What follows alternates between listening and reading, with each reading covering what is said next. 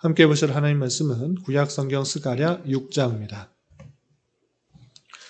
12월 11일 스가랴 6장을 읽는데 6장은 15절까지 길지 않으므로 처음부터 끝까지 말씀을 함께 봉독하겠습니다. 스가랴 6장 1절부터 15절까지 말씀, 구약성경 1317면 전후를 보시면 되겠습니다. 1절부터 함께 봉독합니다.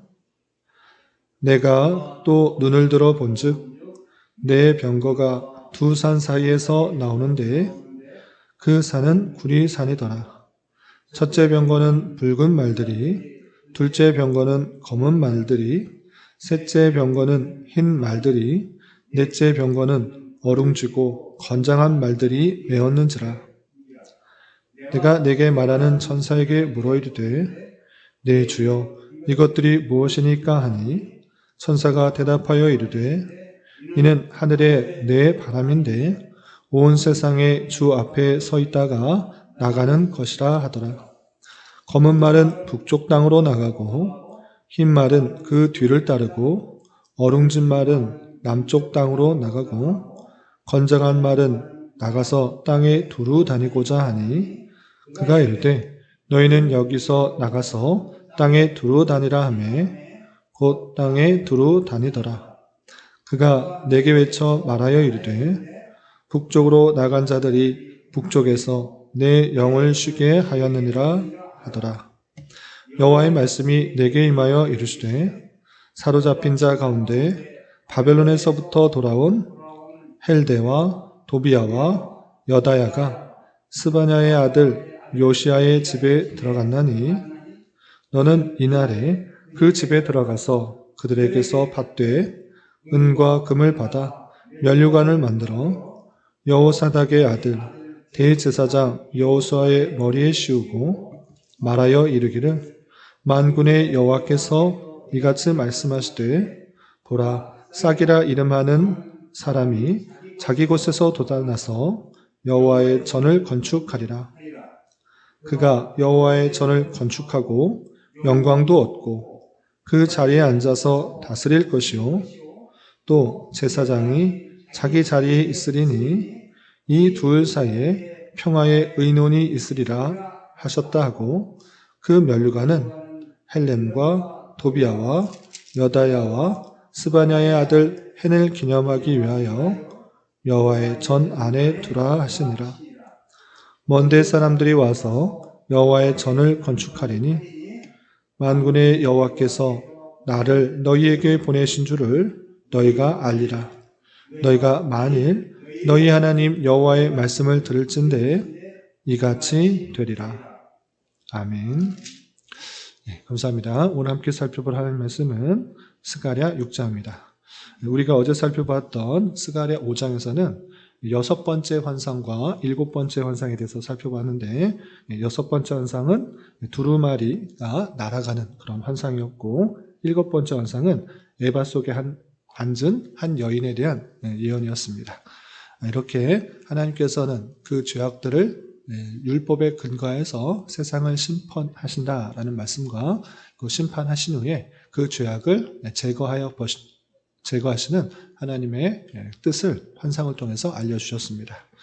그리고 6장에서는 마지막 환상인 8번째 환상인 네 병거의 환상에 대한 내용과 대제사장 여호수아가 관을 쓰는 대관식의 장면이 나오는데 또 이를 통해서 교훈받을 수 있는 것들이 무엇인지 또 내용을 자세히 살펴보도록 하겠습니다.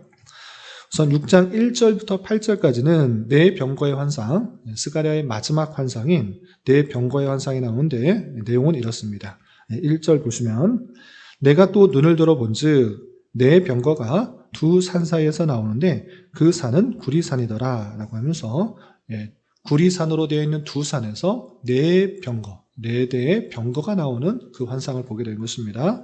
또 구체적으로 2절과 3절을 보시면 그 나오는 병거의 말들의 색깔이 이렇게 나와 있습니다. 그래서 2절, 3절 보시면 첫째 병거는 붉은 말들이, 둘째 병거는 검은 말들이, 셋째 병거는 흰 말들이, 넷째 병거는 어룽지고 건장한 말들이 메었는지라 라고 하면서 4개 다른 색깔의 말들이 병거를 끌고 나오는 그 모습들을 보는 것입니다. 이렇게 8번째 또 다른 신기한 환상을 보게 된 것입니다. 이 환상을 당장에 눈에 보고 바로 알 리가 없는 스가랴 선지자는 그 천사에게 이것이 도대체 무슨 뜻이냐라고 묻게 되는 것입니다.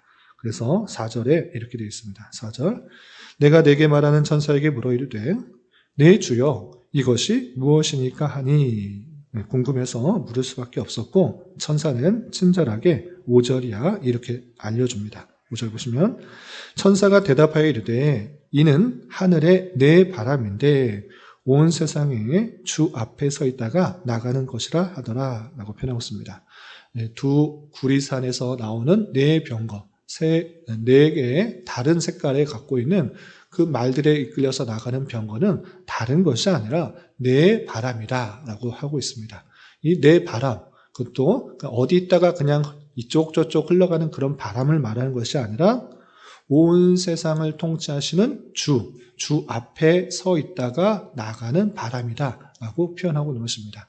그러므로 이 네 병거의 환상은 하나님의 역할들, 하나님께서 하시고자 하는 일들을 네 병거, 이 땅에서의 동서남북 어디로든지 갈 수 있는 그 성령의 인도함을 받아 나가는 그런 천사들 이렇게 생각하시면 되겠습니다. 그리고 구체적으로 이 네 병거가 어떤 행동을 하는지 6절, 7절에 이렇게 표현되어 있습니다. 6절, 7절 보시면 검은 말은 북쪽 땅으로 나가고 흰 말은 그 뒤를 따르고 어룽진 말은 남쪽 땅으로 나가고 건장한 말은 나가서 땅에 두루 다니고자 하니 그가 이르되 너는 여기서 나가서 땅에 두루 다니라 하며 곧 땅에 두루 다니더라 라고 하면서 북쪽과 남쪽 또 땅을 두루 다니면서 하나님의 그 보내심을 받아 이쪽 저쪽 행하고 있는 그 모습들을 보게 됩니다. 그런데 결정적으로 그 마지막 8절에 아주 중요한 일을 하는 것을 보게 됩니다. 어떤 일을 하는가? 8절 보시면 그가 내게 외쳐 말하여 이르되 북쪽으로 나간 자들이 북쪽에서 내 영을 쉬게 하였느니라 하더라 라고 표현하고 있습니다. 북쪽에도 나가고 남쪽에도 나가고 두루 다니는 그 병거 속에서 북쪽에서 나간 자들로 인하여서 내 영이 쉬게 하였다라고 표현하고 있습니다. 하나님의 영, 성령께서 쉬게 하였다. 성령의 마음이 편하게 되었다라고 하는 것을 통하여서 북쪽에 나간 그 말을 통하여서 말과 병거를 통해서 하나님의 뜻이 이루어지고 있다라는 것을 확인하게 되는 것입니다. 그래서 많은 성경학자들은 이 북쪽으로 나간 그 말과 병거, 그것은 앞으로 있을 바벨론의 심판이 있을 것을 북쪽에 있는 나라, 아수르와 바벨론 이런 나라들이 있는데 그 심판을 행하였기 때문에 하나님의 뜻이 이루어져서 내 영이 쉬게 되었다. 성령이 마음이 편하게 되었다라고 하는 것을 표현하는 것이다. 이렇게 해석하는 것입니다. 그래서 8번째 환상인 네 병거의 환상은 하나님께서 온 세상을 통치하시고 다스리시는데 그 뜻을 그 네 병거, 그 천사를 통해서 그 일들이 이루어지고 있음을 환상을 통해서 보여준 것이다. 이렇게 이해하시면 되겠습니다. 특별히 하나님의 택하신 백성들을 핍박하고 탄압하였던 북쪽의 아수르와 바벨론 또 남쪽의 애굽에 대한 그 심판들이 이 네 병거를 통해서 이루어지게 된다라는 것들을 환상을 통해서 알려주고 있다. 이렇게 생각하시면 되겠습니다.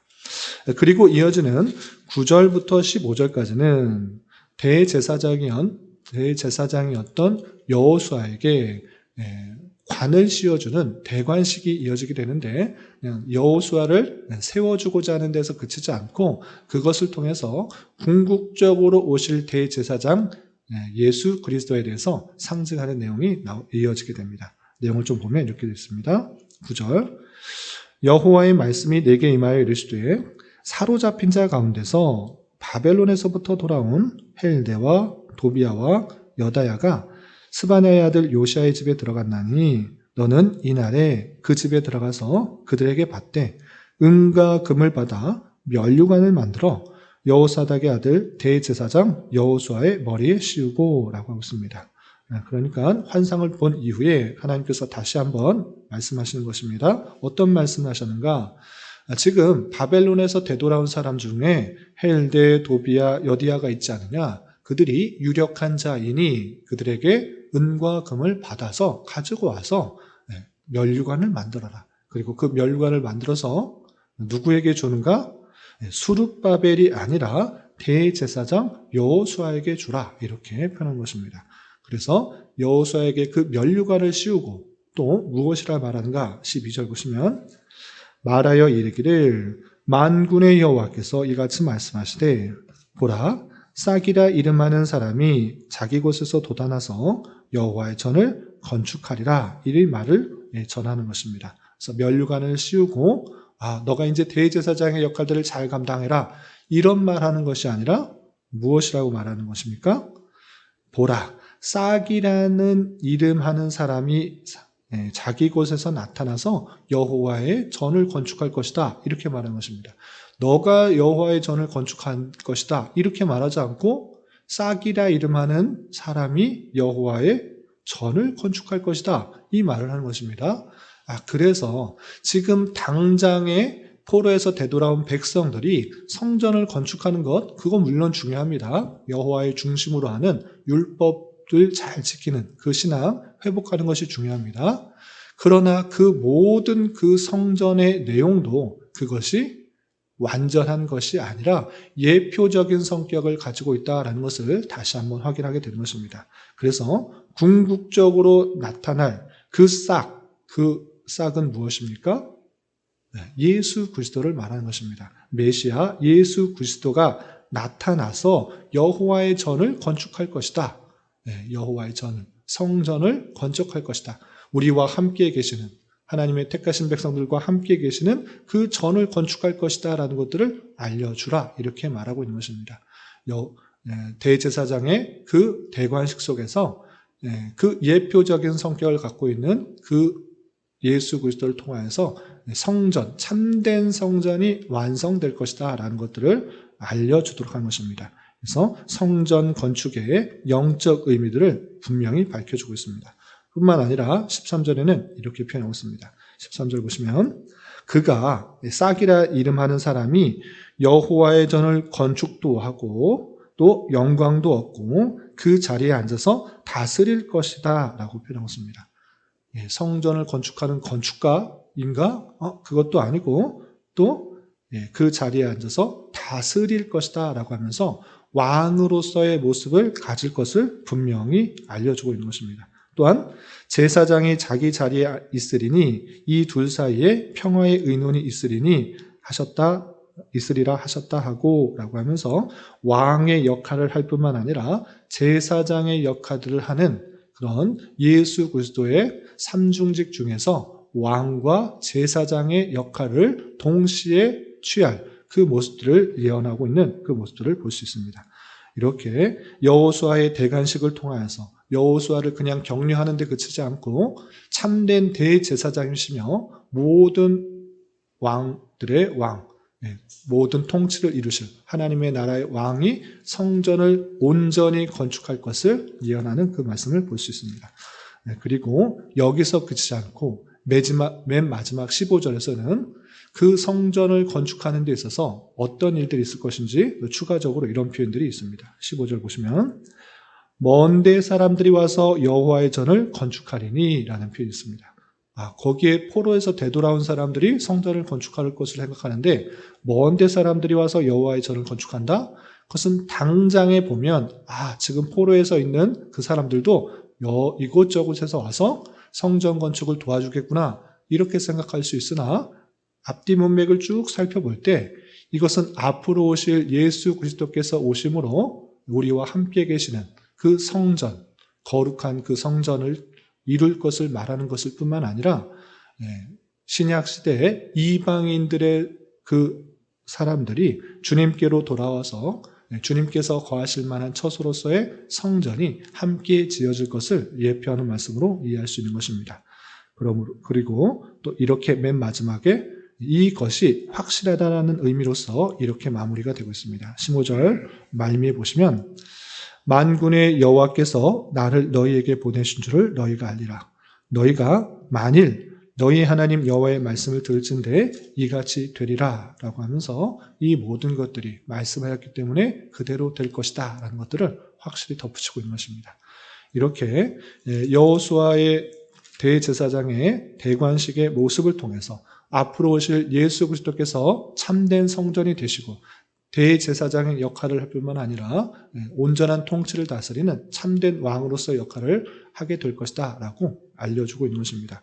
그러므로 성전 건축하는 것 자체는 그냥 성전 자체, 건물이 생겼으니 힘이 생긴다 이런 의미가 아니라 그들 가운데 참된 예수 그리스도 우리와 함께 계시며 우리를 대신하여 십자가에 달려 돌아가심으로 죄사함과 의로움과 또 구원을 허락하실 예수 그리스도께서 너희와 함께 계시는 것이 너희의 참된 구원이요 생명이라는 것들을 알려주는 것을 보게 되는 것입니다. 그러므로 우리가 예수 그리스도에 대한 감사 찬송, 우리를 위하여 이 땅에 오시고 우리를 위해서 십자가에 달려 돌아가신 예수 그리스도에 대하여 감사 찬송해야 될 뿐만 아니라 오늘날에 있어서 또다시 신학적인 검증 없이 교회당 짓는 일을 성전 건축한다. 또 포로에서 되돌아온 사람들이 성전 건축했으니까 우리도 좋은 땅을 사서 성전 건축해야 된다. 이런 표현은 삼가야 할 것입니다. 그런 것이 아니라 예배당을 건축하는 것이고 성전은 무엇입니까? 예수 그리스도께서 성전이시고 단 한 곳만, 단 한 분만 있는 것입니다. 예수 그리스도께서 이 땅에서의 사역들을 모두 마치고 부활 승천하셨고 그럼 성전이 없는 것인가? 그렇지 않고 주님께서 우리와 함께 거하시기 때문에 너희가 성전인지를 알지 못하느냐 이렇게 표현하고 있는 것입니다. 그러므로 늘 우리는 주님을 모시고 주님의 통치함을 받아 살아가야 될 것이고 성전의 모습처럼 또 거룩하고 순결하고 정결한 모습으로 주님께서 거하실 만한 처소로 함께 지어져가는 그런 모습이 되어야 될 것입니다. 이런 말씀의 교훈에 따라 늘 주님의 통치에 받게 힘쓰고 또 주님과 동행하며 거룩과 성결의 모습으로 하나님의 뜻을 잘 이루어가는 우리가 되어야 될 것입니다. 이런 저와 여러분이 되시기를 주님의 이름으로 부탁을 드립니다.